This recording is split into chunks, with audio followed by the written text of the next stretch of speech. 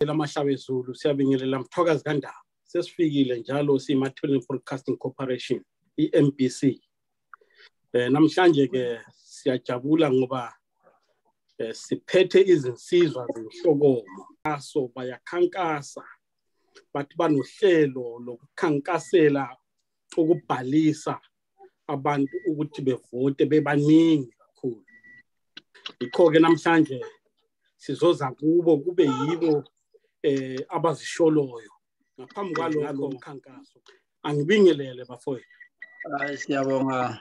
Ufisa kunjani? All right. Hayi aqhubekeni bafowethu. Njengoba nje lisisho ukuthi lina lifisa ukukhuthaza ukugqugquzela abantu ukuthi ababhalise babhalisele ukuvota. Ikho ke bemfisa ukuthi siqale kuqaleni ekuqalisele uma lingangitshela lina bafowethu ukuthi kanti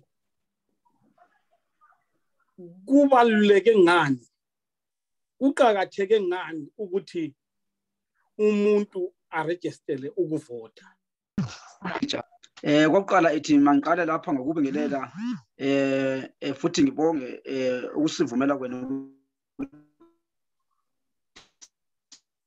belana ku MBC bonke silabalandeli b'Inhlokomoyesizwe ngithi kibo bonke nyako mucha njengoba namhlanje silapha ku MBC sizokhuthaza injongo yethu ukukhuthaza nokugqugquzela abantu bakithi ukubana behambe bayabhalisa ukuvota ngoba ukubhalisa ukuvota kubaluleke kakhulu kokuqala kulilungelo lomuntu wonke ukubana abhalise ukuvota. Ngokubhalisa ukuvota usuke laphana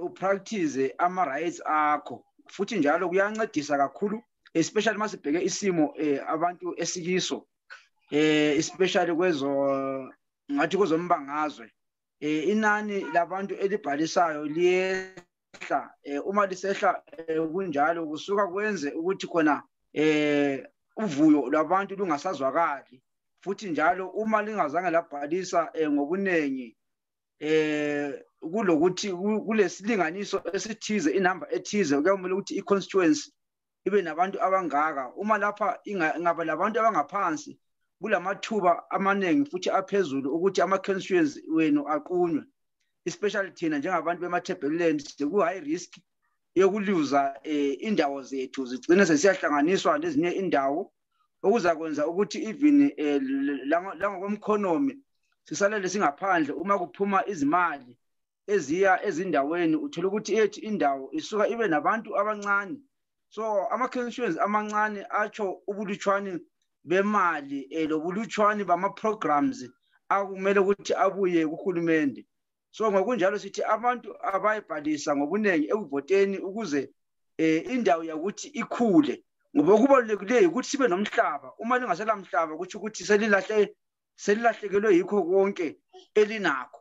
So ngokunjalo sithi abantu siyabagqugquzela ukuthi kabaye bayebhalisa ukuyavota siyananzelela ukuthi ngobunengi abantu sevalahla ithemba ngoba bethi bona ukuvota akusizi especially ezweni elifana nalelana elakithi ikanti ke ukuvota yiyo indlela eyodwa ekhona esingayisebenzisa ukuze sizwakalise amaphimbo ethu sizwakalise amalungelo ethu yalo sithi ebantwini kasiphumeni ngobunengi siyavota ngamafitshane ngizayibeka lapha. Okay, siyabonga Voshoza. Ngingazi Mr. Nkala noma ukhona ongafisa ukungezelela kulokho okukhulunywa ngubaba Voshoza. Asibonge lapho ngizazise kuqala mangena mina igama Cannicious Nkala ngi-founding chairperson yeNhlokomo okwamanje ngathi lami ngithi ngithathe umhlala phansi idla izijiyele phela engazohlala izufele esitalweni. So mina ngizatsho nje ukweluleka nje into encane kakhulu eqhakathekileyo ukuthi abantu bakithi kaningi basuke bengazwisisi ukuthi kati khona ukuvota kubaluleke kangakanani. Ngingakubisela kancane emuva endabeni yokuthi impi yenkululeko kwakuyisikhathi sakhona sokuthatha imbhobho, kodwa khathesi impi yethu yipheni, impi yethu yivoti. Uma sihamba sisithi kasivoti, uthi ukuthi noma kuphi emhlabeni esiphila kiwo, umhlaba wethu esiphila kiwo awusasivumeli ukuthi senze okunye ngaphandle kokuvota. So abantu kumele babekwazi ukuthi sesisemhlabeni ochiyeneyo, asisekho emhlabeni lwana ukuthi besingavuka kusasa sithethe izikhali oba nesiphi izikhali ku-10. Akusayiso leso sikhathi. Yindaba mhlawumbe kumele sivote, ngikhulume ngithi mina kule mali okuthiwa yi-Constituency Development Fund, i-CDF ephumayo eParliament, imali eyaqala i-development kuma-constituencies, imali okumele ukuthi yehle iye lapho esithi thina kulabantu khona, iyeqala i-development. Kodwa esikhathini eziningi manje leyo mali izalinyazwa ngokumele kwenziwe, ngoba imali izabancane kule misebenzi okumele yenziwe. Masingayikhangela imali yona leyo sithi thina kithi uyethola sile constituency elemigwaqo engu-12 emkhulu. Akusela lapho esingaqala khona sithi siyalungisa lo mgwaqo sitshiye loyana. Kusenziwa yini? Kusenziwa ukuthi emzini owodwa abantu bayakwazi ukuthi babhalise laba abale 18 years and above. Asikwenzeni kube yinto eqhakathekileyo ukuthi wafika ku-18 years and above akuregister. Ukuregister kwakho lokhana kuqhakathekile ngoba ususitsho ukuthi abadala sebebangaka endaweni, ukwenzela ukuthi uhulumende mayesiyahlala phansi eplana. Asikubekeni nje kucace uhulumende ukhethwa yithi. Asingathini uhulumende noma uhulumende webandla elithile, kodwa uhulumende esizomkhetha thina. Okuthi ukuthi wonke umuntu kumele ukuthi avote, kodwa ukuze uvote kumele ububhalisile. Khathesi sikhala ngendaba thina siyinhlokomo sibheke kakhulu ku-jurisdiction esikiyo, i-Midlands and Matabeleland. Siyakwazi kukhona into eziningi ezibuhlungu esidlule kizo, kodwa sidlule kizo lezo zinto, asikwazi ukubuyela emuva kasiyenini phambili. Ukuya phambili kwethu kakube sekuthini siregister ukuvota. Ukuvota lokhana kusenza ukuthi sibe lelizwi. Nxa ungavotanga awulalizwi lokuthi akulanto eyenzakalayo. And nxa ungarejistanga, nxa abantu sebevota kuthi ukuthi wena uziqumile izwi ufana lo muntu obotsha umlomo ongakhulumiyo. Kodwa kulesi sikhathi siyazibopha. Asiphambeni siyebhalisa. Sibhalisele ukuthi kwazakala ukuthi sikhona. Ukuthi kawusavotanga sekungenye indaba. Kodwa besifisa ukuthi ngabe ube lokuthi uzovota ukwenzela ukuthi lokho luzwakale. Kodwa ukuvota ukubhalisa ukuvota kuqhakatheke ngalondlela ukuthi imali eza ku-development ku-constituency izakuza ingalandanga indawo enkulu, ingalandanga i-area enkulu ezakwenza ukuthi imali ingeneli. Lokho yikho kakhulu kimi ngokuqhakathekisa ukuthi i-development isuka kithi. Sizagcina sesibona ngazathi mhlawumbe thina sinikezwa ikhekhe elincane, kanti ikhekhe lona likhona lilincane njengoba uzathi uthi lincane. Thina sibanengi kakhulu ngoba kulabaningi abacatshe ngabanye abangabhalisanga. Yeah. Hayi kwezwakala Mr. Nkala. Mr. Sbanda, uma umuntu engabuza ukuthi izizathu ezinikezwa ngabantu ukuthi why bengabhalisela ukuvota yizi. Siyabonga Mr. Nkala kulokho. Ngizethula ngingukhawelo Sbanda, unobhala jikelele wenhlanganiso Inhlokomoyesizwe. Kusho ukuthi ke abantu bakithi sebaphelelwe ngamathemba ngenxa yesimo noma izimo abazithola bekizo imihla namalanga okuphila kwabo. Bagcina iningi labo babona ngathi ukuvota akubalulekanga ngoba sisuka sivotela ukusiza abanumzana abathile namakhosazana athile noma imindeni ethile ukuthi kube yiyona ezozuza ngemva ukuthi sivote. Bengisekhaya ngesonto eliphelile ngikhulume kakhulu kabanzi neningi labantu abasha nabadala. Abaningi bebekhuluma ukuthi hayi siyakuzwa kwethu uyagqugquzela. Kodwa thina ke ngokwethu sithi hayi asisazi ukuvota. Kuthatha ke isikhathi ukuthi uhlale nabo phansi ubabonise ukuthi ukuvota yilona zwi ongalisebenzisa okweminyaka emihlanu. Uma ungavotanga kuzoba nzima nokuthi ukhonone ngesiphatho elisukana isiphathwa uhulumeni okhona ngoba usuka wena ungakhethanga loyo ofisa ukuthi ngabe kungaba nguye ongakhokhelela. Bese ke abanye bahambe bakhethe omunye uhulumeni noma abanye abanumzana ukuthi akube yibona abazokhokhelela. Kanti ke sawukhetha abantu abarong abazofuna ukuthi bazicebise bona izikhwama zabo nemindeni yabo. Manje ke isizathu sokuthi abantu bangafisi ukuyovota yilento yokuthi bathi bona sikhathele ngoba ukusukela ngo-1980 sivota asazi ukuthi sivotelani. Ngoba into esithenjisiweyo izizathu abanikeze zona ezinye babale ama-projects akhona babala iManyange Dam. Bathi iManyange Dam project iqale ubaba uNkomo esaphila ngo-1992-93. Nalamhlanje kuwo lo nyaka lo yikho ngathi kunomnyakazo ngoba nami ngihambile ngayibona iseGwanda ngale. Ngafica ukuthi kumfula uthule, ngafica ukuthi yebo kukhona ama-caterpillar nani ngathi kuyanyakaza amashayina angathi asebenza. Kodwa ke bathi ubabona benjena mhlawumbe baze ukuzoqinisa ukuthi abathile bathi niyawubona umsebenzi yawenza. After ama-election ngeke sababona. Babeka izathu zokuthi kunomgwaqo osuka koBulawayo usiya eNkayi, iBulawayo Nkayi Road. Iqale ngama-90s. Kuze kube namhlanje akakayenzi more than 50 kilometers. Wonke lama projects lawa alethwa uma sesisondela ukuyovota. Kodwa mangaba sesiqeda ukuvota asawuboni lawo ma project eqhubeka kodwa sizwa sokuthiwa imali yeproject idivertiwe yasiwa kuphi. Kanti thina sivotelani ukuthi kwenziweni. Yilezi izathu abazibekayo ukisitisa noma uzilalela baqinisile. Kodwa ngase sithi thina siyinhlokomo asingaphelini ithemba bafowethu.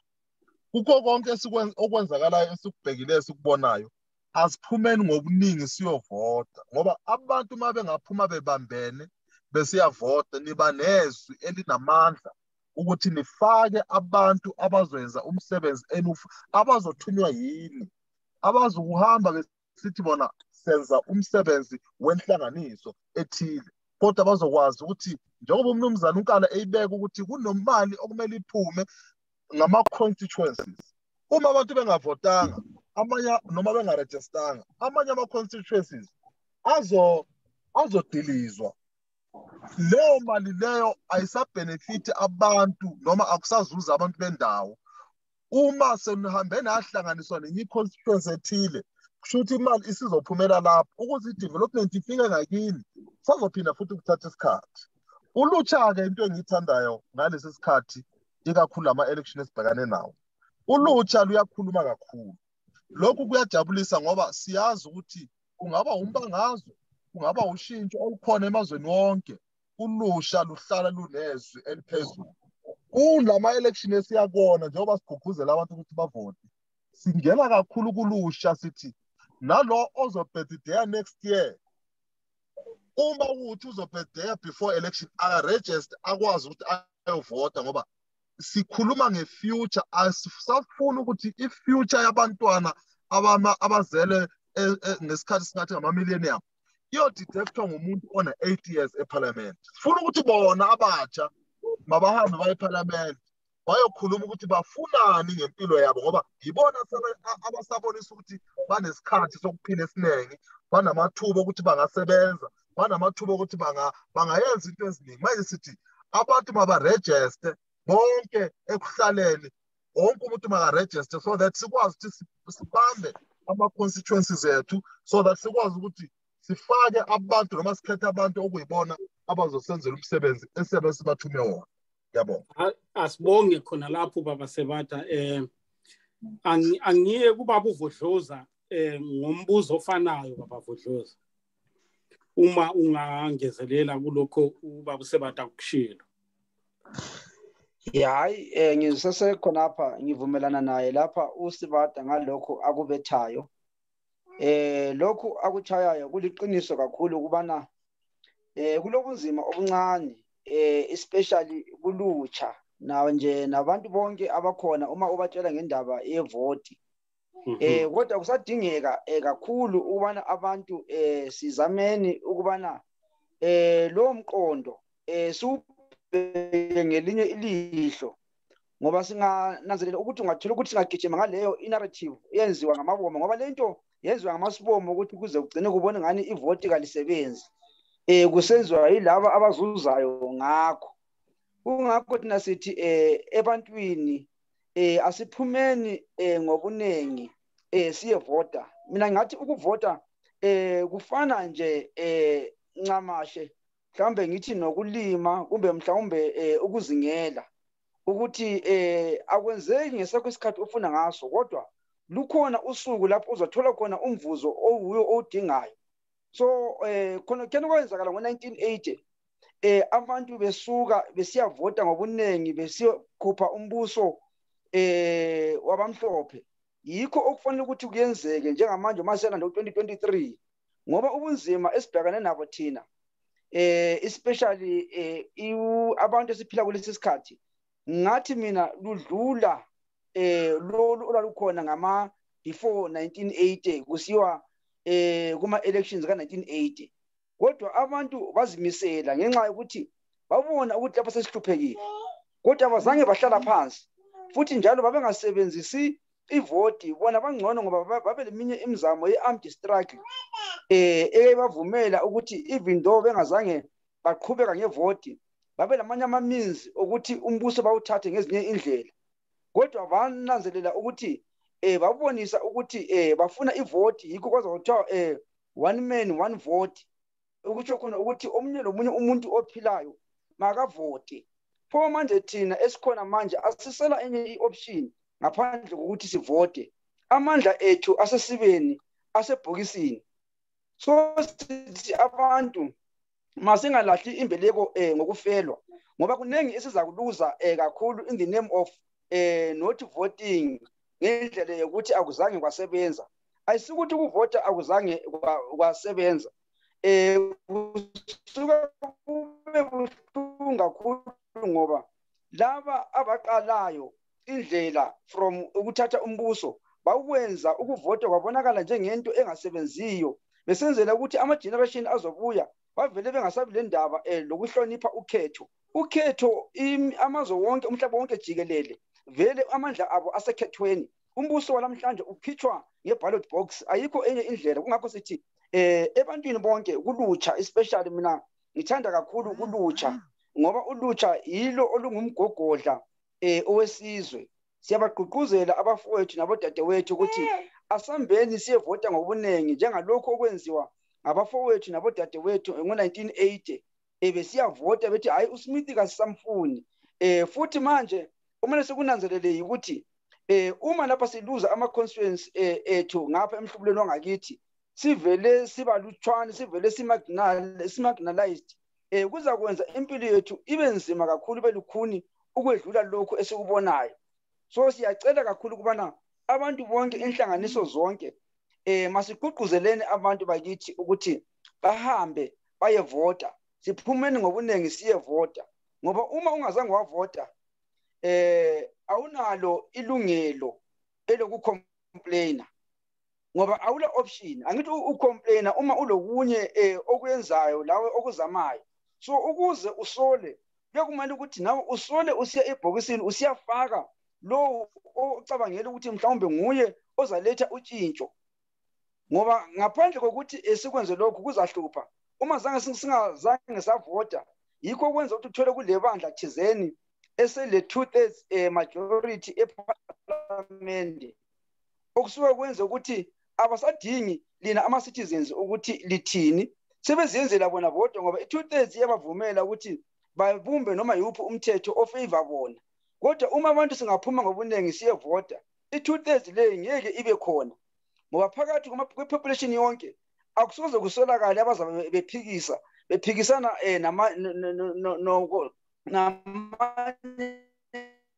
amabandla.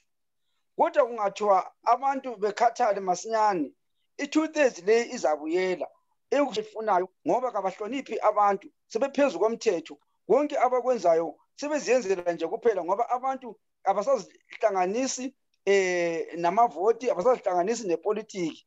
So thina njengenhlokomeyesizwe sithi abantu siyalicela ukubana umqondo lowo siwususeni, sihambenini siyevota, sihambeni ngobuningi, siyenze sure ukuthi siyaphuma, siyancedisana futhi, especially kuma remote areas. Abantu banohlupho lokuthola information, kodwa asizameni njengama organizations ukuthi kufinyelele ebantwini amazwi, sohambiseni ebantwini, nabantu belithathe ilizwi leli belisebenzise ngoba yiyo yodwa indlela esingayisenza siphume kulolu hlupho esibhekane nalo. Ithi ngikungena emadevini Fohloza. Angiye kubaba uNkala lapha. Bemfisa ukuthi ake nje enikeze isithombe emuntwini ophandle lapho laleleyo obukeleyo ukuthi kade vele into kuthiwa yivoti, into kuthiwa yi-election iyini njalo vele isuka ngaphi, iqakatheke ngani emuntwini. Baba Nkala. Angibonge mfowethu. Lapha ngizanaba kukhona okukhulumileyo, ngithi mina kuqakathekile sizwisise ukuthi ivoti isuka ngaphi. Ivoti indlela yokufaka i-decision, indlela yokuthi lawe ezweni ube lelizwi uthi lawe usibanibani ngimvotele. Nxa ethu yakhuluma umuntu lokhana ukuthiwa yi-campaign, unithembisa ukuthi, angithi nxa ekuthembisa ukuthi usukwazi ukuba lezwi lokuthi unithembisa into wangayenzi nxa ukhona eluhlwini labavotayo. Ngoba umuntu usumbonile phela, kasikubeke nje silibeke ngegama leli abantu abangalithandi ukuthi liliqiniso. Umuntu olamanga ungamvotela, umuntu abe lamanga awuphindi futhi umvotele. Angakuthembisa into ibe ngamanga awuphindi futhi umvotele, andilungelo lakho. Lokho kuqakathekile ukuthi sibe kwazi ukuthi ukuvota yikuba lamandla lawo. Athi uyamfaka noma uyamkhipha, uyambisela noma ufaka komunye. So abantu abaningi lathi sinje singama organizations siyafisa njalo siyathembisa, sibuye sicele futhi kubalaleli nxa bekhona abangasisiza ukuthi sikwazi ukuthi sirane uhlelo, sifuna ukwenza uhlelo lokuyafundisa abantu ngokuvota. Ngoba kuqakathekile lokho. Nxa sengikutsho ngithi mina sesifike kulesi sikhathi esesifike kiso, kulento eqakathekileyo sibe yazi ehlelweni lokufundisa ukuvota. Kule election esiya kiyo kanti vele sizavota njani? Sizavotela umuntu esithi thina yi-main MP, ngumuntu onguye esimvotelayo ozavela kuballot. Kodwa kahambi yedwa lowo muntu, uhamba lo MP wabatsha. So lapho bese kusithi kwabatsha lingahlali phandle ligcine selifakelwa umuntu kanti kumele lithume lina umuntu.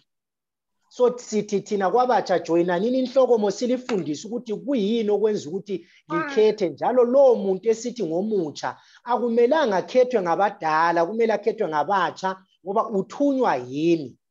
Ngibuye la kubomama eluhlwini labomama, kuzaba khona omama abamela i-proportional representation yabomama. Ngomthetho labomama bakhethwa ngabomama. So omama wozani kuNhlokomoyesizwe silifundisa liregister ngoba kukhethwa umuntu ongaregister.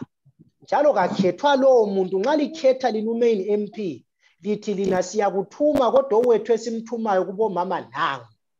Libe selisithi lina abatsha siyakuthuma kodwa owethu esimthumayo ku-youth nangu. Yikho kuzothiwa ngama-quota systems. Senzela ukuthi kungabi khona umuntu ozama ukukhulumela abanye kanti bona bekhona bengazikhulumela. So njengoba sihamba sisiya kuma-elections, sicela i-youth ibe khona ibe nengi ukwenzela ukuthi kuyikhethe itsho ukuthi hayi njengami nxa kungathiwa hayi nangu sehamba sesiyakuma eGwanda noma eMzingwane, selisithi ukuthi hayi emzingwane sikuphile lapha hamba nanga untanga hamba laye. Untanga uzafika ngale angisakhulumi mina okukhulunywa nguntanga ukhona untanga limthumile. Ngikhuluma okukhulunywa ngomama ukhona umama limthumile. Ivoti sivulela ukuthi sibe baningi kangaka. Asikuzwisiseni ukuthi nxa sihamba sisiyavota kuqhakatheke kangakanani yikuthatha leliya lizwi. Leliya lizwi nxa sesilalo umuntu lo esimthumile angasiqambela amanga asimfaki futhi amandla ngevoti. Ivoti futhi okugcina ngicina ngayo indaba yevoti ifuna liye ligcina lina lisijoyine kakhulu kuNhlokomo sikwazini ukuthi njengoba sizaya kuvoti sibe labantu abazaba ngama-election observers siye wabheka amavoti wethu ngaphansi kweNhlokomo siwakhangele sithi nxa siphuma sitsho lathi ukuthi kurigiwe noma kakurigwanga. Phela ukuriga singabe silokhu sitshelana ukuriga kufana lo muntu olamanga amnandi kwesinye isikhathi. Angakutshela umuntu athi vele nizakutsotsa ugcina la ususithi kanti mvotele ngaliceze livotile. Phela isimanga sakhona sihlala sizibuza. Uyathi usizwa abantu besithi kule party thile singayifuniyo. Uyethola isiwinile endaweni uthi nxa usubuza kungabi lo muntu oyivoteleyo. Kanti manje ivotelwe mbani? Angiye kuba Sebata la. Baba Sebata ngamafushane ba.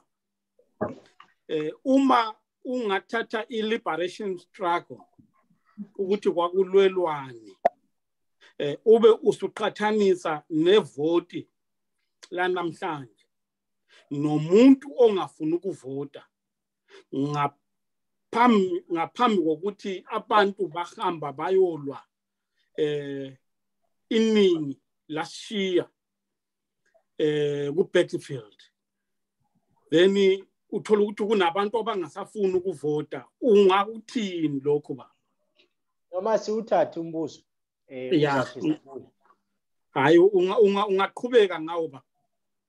Into eqhakatheke kakhulu ukuthi sizwisise ngoba kwesinye isikhathi silakho ukuthola abantu abathi into esayilwelayo kasiyazi. Into yalwelwayo yayiclear, one man one vote. Kakhulu ngoba abantu babekhona ezweni kodwa babengalawo lawo mandla ukuvota. So i-one man one vote ithi ukuthi nxa sisiyabala amavoti laphana sibale elami sibale lakho Nkala sibale likabani bana ngithi ukwenzela ukuthi lo muntu ongenileyo ofakiweyo abe emela lokho ukuthi nguye oncintisileyo wawina ekhethweni. Ukuze sikhethe kubuhlungu nxa kwafa abantu kangaka bafa abantu befela ukuthi thina sibe lelungelo lokuvota bese kuthi thina bese sikuthatha kancane khona ukuyavota lokho.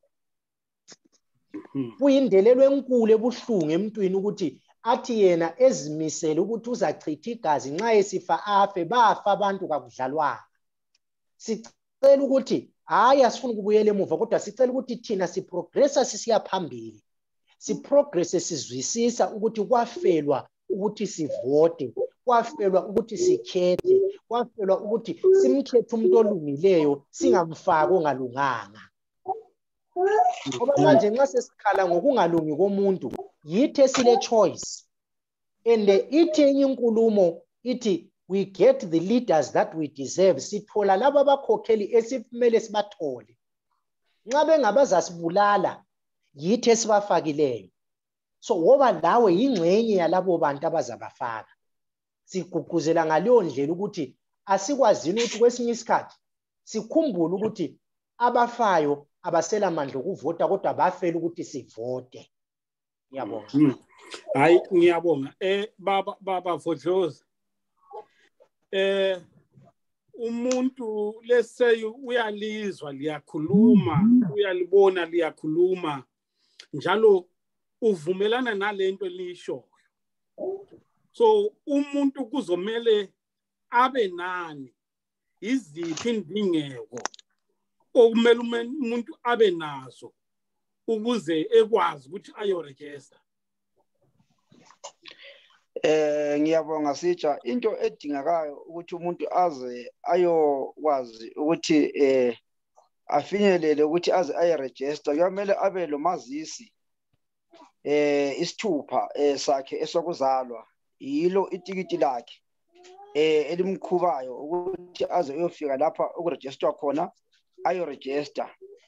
Yiyo into evele ibaluleke kakhulu ukuthi abe nayo, ngoba ngaphandle kokuthi ube naso leso isithupha awukwazi ukungena phakathi kokuvota, ngoba ukuze uvote kumele uhambise imininingwana yakho yonke iphelele, ngoba isithupha sigoqela konke nje ukuthi uma uphethe isithupha kusho khona ukuthi une-birth certificate. So ongathi mina ngakusho amafitshane ukuthi isithupha yiso nje sokuqala esifunekayo. Yebo kuzafuneka nje lezinye izinto ezincane okufana nama-address lapha ohlala khona, okuyinto vele ehlala ikhona nje ukuthi wonke umuntu ophilayo kule ndawo thizeni lapha abheyise khona, but the main thing evele ifuneka ngumazisi, isithupha sakho sokuzalwa. Okay, hayi kuhle baba. Ama-next elections anini baba Vodloza? Ngingathi ngizakhuluma nje kube kabili. Manje sinama-by election azoba khona mhla ka-26 March. Lapha okwaba lezikhexe khona, abanye imbangela kwaba ikufa, abanye imbangela kwaba ikuxotshisana impi ezangaphakathi kwamabandla abo, sababona abanye berekholwa, okugcine sokusenza ukuthi kube lama-by elections la abiziweyo akhona mhla ka-26 March ngenyanga ezayo. Then the main elections, ama-general elections akhona ngo-2023, umnyaka sesiwazi ukuthi ngu-2023. Kodwa okukhona okuseduze manje ngama-by elections lapha abantu kumele siphume ngobuningi siyefaka uvuyo lwethu, siyofaka u-X wethu lapha esifuna khona, ngoba wona la ma-by election abaluleke kakhulu ukuthi khona siwangenele kakhulu, ngoba angeza-ke sithi abantu bengawangeneli, ngoba kulilungelo labo abantu abaqale vele kusemanje ukuthi bavele baregister ngobuningi, baqale from khonapha ukuthi uma kusafika u-2023 kube kuvele isivuthiwe.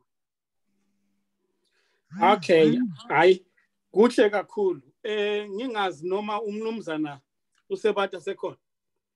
Sengikhona baba Nkala, angazi ngezibalo, masibheke ngezibalo zabantu abaregistayo ikakhulu emhlubulweni wangapha emathebeleleni neMidlands. Right now kuhamba njani? Izibalo ezikhona baba Nkala ziyadumaza kakhulu. Izibalo ezikhona ziphansi kakhulu makuqhathaniswa nezibalo zaphambilini zamanye ama-elections.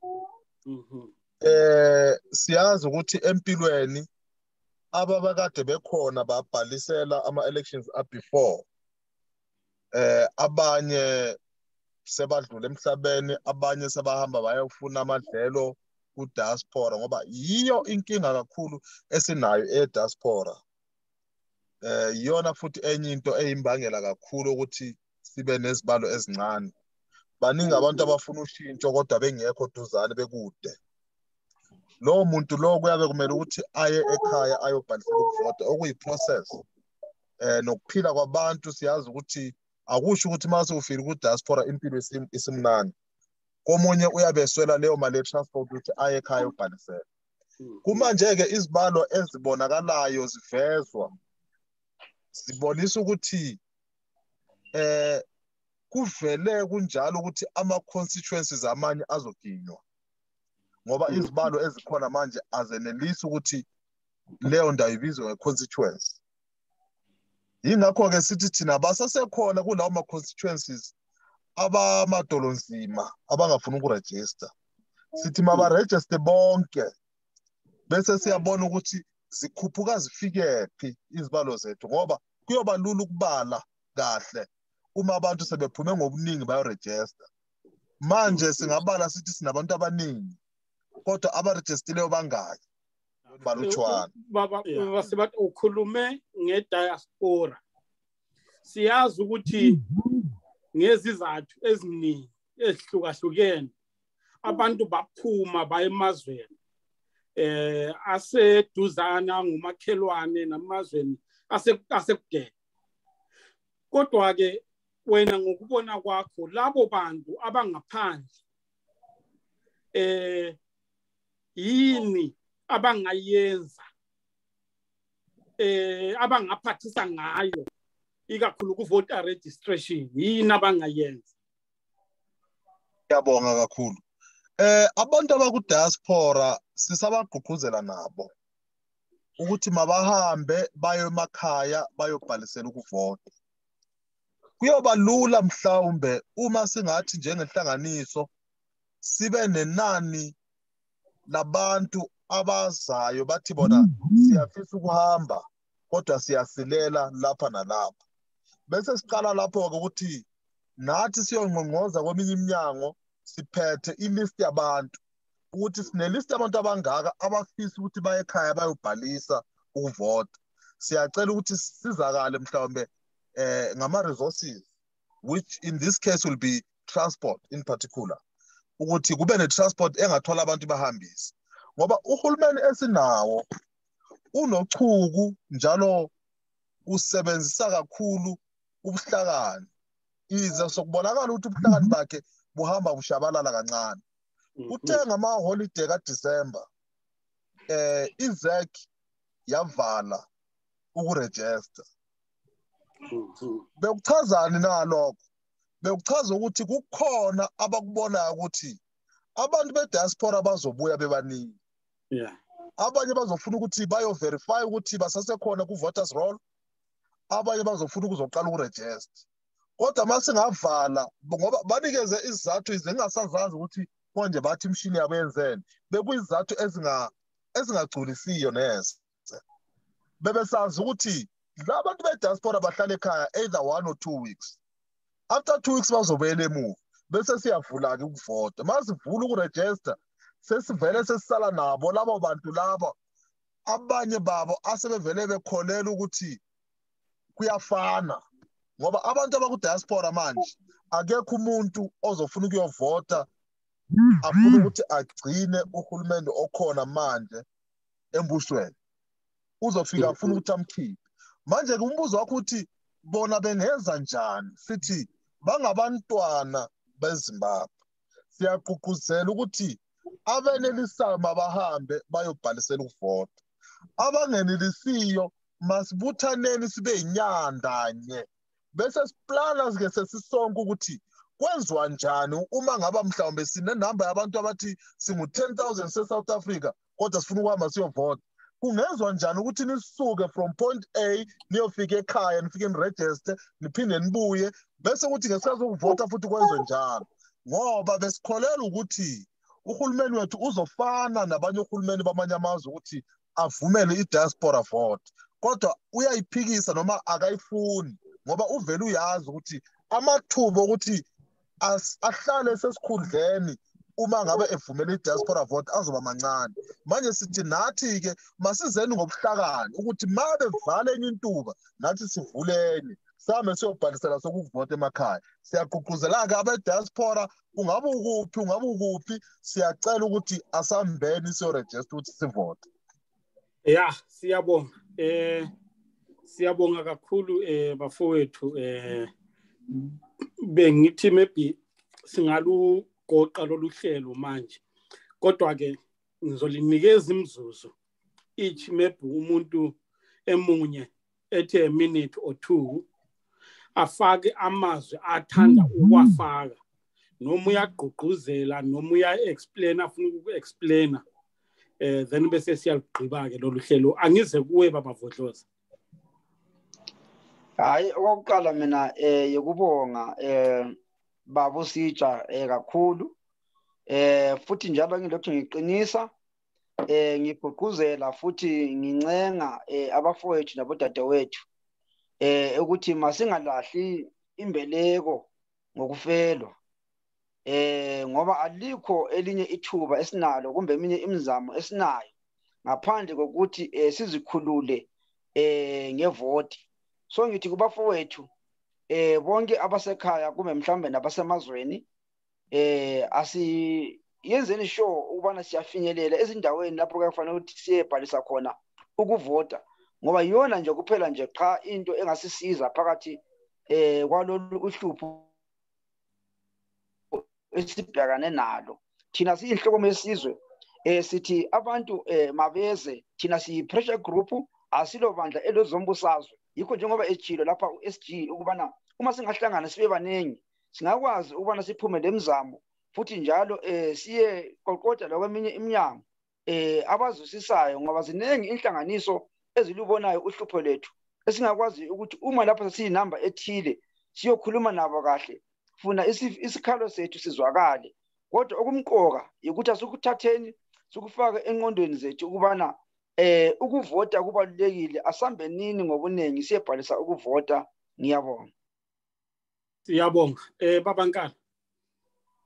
Kangibonge, bengifuna ukuphawula lapho obubuze khona ngokuthi ama-constituencies.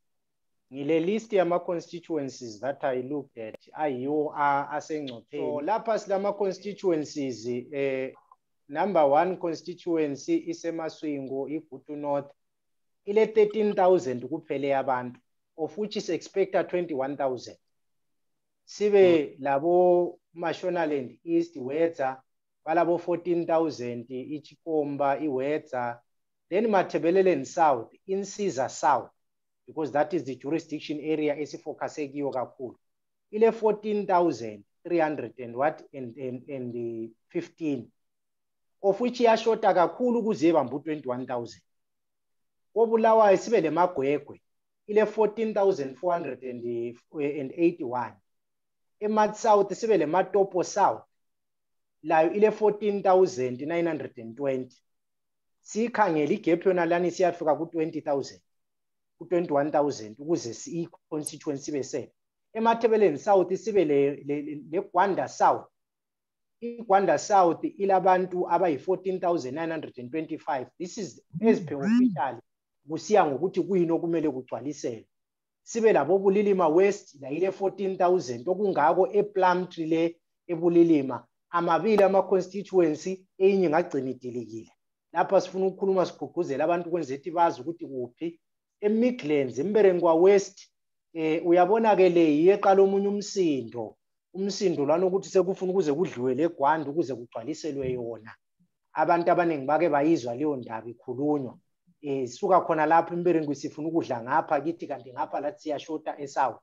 Sibe labo uGwanda North, iGwanda North ile 15,779. Sibe le Matabeleland South, iBeitbridge West, la ipilo kuzeni iBeitbridge West ilabantu abayi 16,000. Sibe le Bulawayo South, iBulawayo South ile 16,000 nayo 16,357. So siyagqugquzela khona lapho koBulawayo. Sithi eMidlands futhi sithi iMberengwa East, kuthi uthi iMberengwa zombili zilohlupho okungawo ukuthi eMidlands, bantu baseMidlands hambani siyagqugquzela ukuthi le register. Bese sibuya futhi sibe nani, sibe le Bulawayo Metropolitan iPhelandaba, sibe le Bulawayo Metropolitan iLobhengula. Lawa womabili, Phelandaba ile 16,000, iLobhengula ile 17,352. Bese kusuthi eMat North iLupane West ile nkinga nayo. Yilezo ndawo esicela kakhulu ukuthi abantu bakwazi ukuthi basincede ukuthi kulezo ndawo esikhuluma ngazo asigqugquzele nini ukuthi sikwazi ukuthi kuvele kuyashota. And nxa kushota kuthi ukuthi ungubani noma ungubani ovela khona nxa ungarejistanga sishota ngawe. Hayi kuhle siyabonga. Baba Sebata awakho ukuvala baba. Siyabonga kakhulu Baba Nkala. Awami okuvala athi njengoba bengeke ngakhuluma phambilini ukuthi uma abantu bangaba sebehlangene ayikho into yahlula amadoda nabomama abahlangene ababambeneyo. Abantu asekeni ukuhamba ngamunye ngoba kuba lula ukuthi sidungeke uma sihamba ngamunye. Abantu mabangesabi ukukhuluma ngepolitiki behlangene beyimbumba bebaningi. Ningaba bathathu imbono yenu iyahluzeka nihluze nize bene ne-solution eyodwa. Kodwa ungasicabangela omunye acabangele kwakhe omunye acabangele kwakhe. Akulanto ehlanganayo. Sithi thina ngoba siyakwazi ukuthi abaseduzane seliphelile ithemba ngoba bathi bona sivotelani siyoba siloko sijikeleza nemthuzi ukuthi asibonisaneni ukuthi kungenzwa njani abantu bahambe baye ekhaya ngoba emzini esihleli kiyo asisafunakali. Siyofikela uma ungabe ungayakhanga ngakini mhla uxoshwa kwamalume kuthiwa buyela kini uzolala kuphi.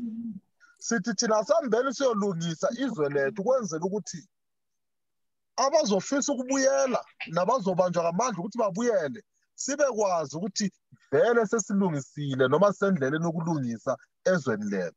Akukho kuzolungisa izwe lethu ngaphandle kokuvota. Uhulumende okhona uhlulekile, sonke siyafisa ukuthi ngabe singamtshintsha. Ama-portals sisazohamba sivikana nawo, izikolo zisazohlala 3 months zingavulwanga. Kungabambe nje nokuyikhuluma ngithi it's just a crime scene. Manje ukuthi sikliye i-crime scene kwamele ukuthi sihambe siyovota sikwazi ukuthi sihlele into zethu kahle. Ngiyabonga kakhulu. Ngibongile. Ngicela ukungena emadevini. Yebo ba. Sehlelwe yife elimnyama siyinhlokomo. Sitshonelwe ngomunye wama-count members ethu. Tshonele endaweni yase South Africa ubaba uSticks Jubane. Ungabe umazi waye kumbongwane yami. Bengomunye wabongqondo abenza ukuthi size sikwazi ukuthi sithi thina sihlangane siyenzele inkundla yenhlokomo esitsho esithi kubalulekile ukuthi sikhulume ngazwi linye. So sikhala kunye lemuli yakoJubane ngoba ukolapsile wasichiya izolo ebusuku into esizwa ekuseni. So yife elimnyama lisehleleyo siyindlu yenhlokomo singabantu bonke bengumuntu omdala besithi thina was guiding someone osiguidileyo esikuthembisayo ukuthi sifundile kuye njengoba kade sixoxe sidobhe endaweni ezithile silabanye esenza ukuthi athi hayi bonisanani uthi lapho elivumelana khona lihambe endlelanye. Hayi siyezwa baba Nkala, hayi sikhala kunye nomndeni wakhe nathi siyiMathebeleni Broadcasting Corporation. Asibongeke bafowethu ukuthi lezile futhi lazogqugquzela abantu ukuthi bayobhalisa ngoba kuyinto emqoka kakhulu, emqoka okuyisimangaliso ukuthi abantu bekwazi ukuzibandakanya ohlelweni lokuvota, bekwazi ukuzitawula obishini o enkingeni o ezimweni ezinzima kakhulu zelizwe. Yikho ke siyabonga kakhulu bafowethu. Uma liqhubeka ngohlelo lwenu maybe ngiyathemba ukuthi sizobuya futhi sixoxisane futhi ngokuzayo. Siyabonga kakhulu. Kuzoba njalo siyabonga.